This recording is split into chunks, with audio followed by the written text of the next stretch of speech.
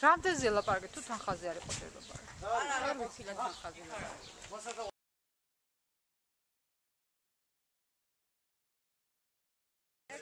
ელემენტარულად გაცვლაშიც რომ მუშაობა დაიწყო. უნდა მოერწყო კარტოფილი და დააკავეს, რა ვიცი, აი ჩექმებით იყო, თან აი სამუშაო ფორმით იყო. საერთოდ გადასული არ იყო სხვა ტერიტორიაზე. თვითონ დარეკა, რომ ტრაქტორი ყავდა, ეს ტრაქტორი იქ. ხო და ისო.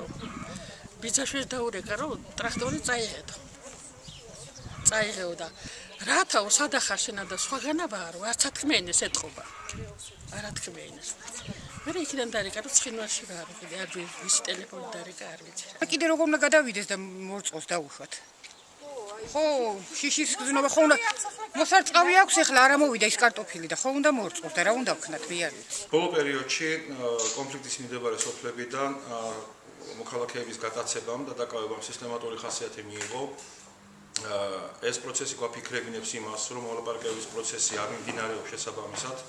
ამიტომ მე მზად ვარ შევხვდე საქართველოს შინაგან განსაკუთრებულ სამინისტროს იმ წარმომადგენლებს, რომლებიც მოლაპარაკების პროცესში არიან ჩართულნი და დახურულ შეხვედრაზე სამუშაო ფორმატში განვიხილოთ ყველა ის საკითხები, რომლებიც მნიშვნელოვანია მოსახლეობის ინტერესებისთვის. ამ ინტერესებიდან გამომდინარე მე მზად ვარ, რომ შეხვედრას გავუკეთო ორგანიზაცია. ეს იქნება საუბარი იმ საკითხებზე, რომელიც მნიშვნელოვანია მოლაპარაკების პროცესში, მნიშვნელოვანია იმ სიტუაციის ანალიზისათვის, რაც დღეს არის შექმნილი კონფლიქტის მიმდებარე სოფლებში.